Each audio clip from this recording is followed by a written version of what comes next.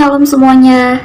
Perkenalkan, nama saya Octavian Luman Raja dengan NIM 210902024 dari Fakultas Fisip USU, Prodi Ilmu Kesejahteraan Sosial. Di sini saya akan menjelaskan mengenai konsep manusia pada tugas agama Kristen Protestan.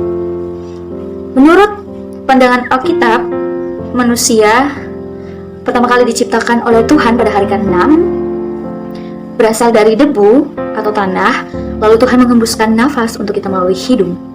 Dan disitulah kita dapat boleh merasakan nafas kehidupan. Dan juga pada Kejadian pasal 1 sampai pasal 3 disebutkan manusia sebagai kesaksian iman. Kesaksian iman dapat berbentuk laporan, namun tidak seperti laporan fisika, matematika, biologi, dan sebagainya. Namun sebagai bentuk laporan, ucapan syukur kita atas berkat Tuhan yang boleh mengalir dalam setiap kehidupan kita. Dan juga manusia menurut Alkitab adalah manusia yang segambar dan serupa dengan Allah. Maksudnya adalah semua perilaku kita harus tercermin daripada Allah itu sendiri. Kita harus berbuat baik, saling mengasihi, dan menuruti dan menaati seluruh perintah Allah di muka bumi ini. Dan juga manusia sebagai makhluk etis. Maksudnya adalah manusia itu bebas memilih apa yang ingin dipilih oleh manusia itu, baik buruk yang dipilihnya. Namun manusia juga harus bertanggung jawab atas apa yang dipilih untuk kedepannya.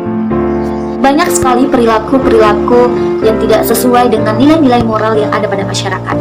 Contohnya seperti tindakan korupsi. Tindakan korupsi merupakan hal yang sangat menjadi ancaman bagi suatu negara. Hal-hal inilah yang sangat dilarang untuk dilakukan karena tidak sesuai dengan perintah Tuhan Allah itu sendiri. Dan juga Alkitab berpandangan bahwa manusia sebagai makhluk sosial.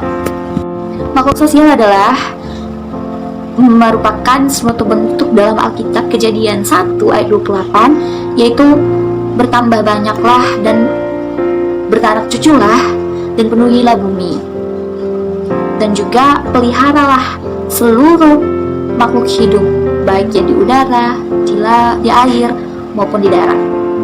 Dan tugas dan tanggung jawab kita antara laki-laki dan perempuan sama seperti makhluk sosial, yaitu saling tolong-menolong. Dan ada juga yang namanya keadilan gender.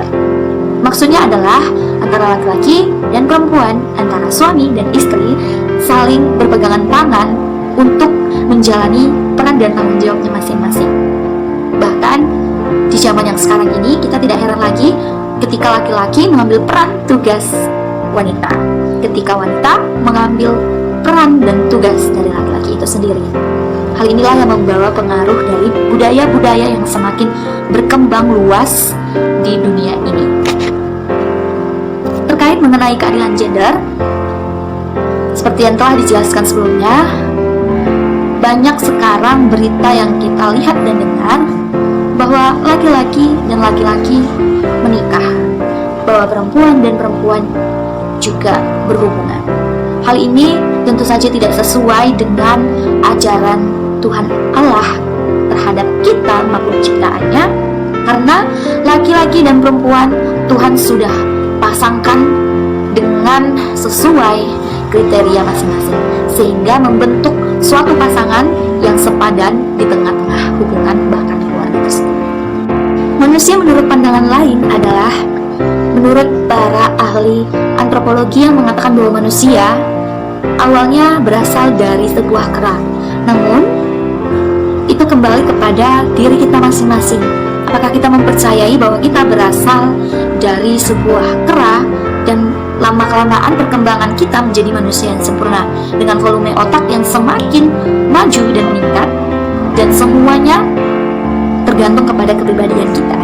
Ada juga materi pengimplikasian manusia sebagai pemelihara alam semesta, makhluk sosial, dan kesaksian iman. Pengimplikasian manusia ini kita berdasarkan ajaran Tuhan Yesus Kristus, kita diajarkan untuk memelihara alam ini dengan sangat baik dan sesuai dengan perintah sebagai makhluk sosial, kita turut ambil alih peran seseorang, bahkan bertanggung jawab dalam melaksanakan peran kita sebagai manusia untuk melestarikan seluruh makhluk hidup yang ada di muka bumi ini.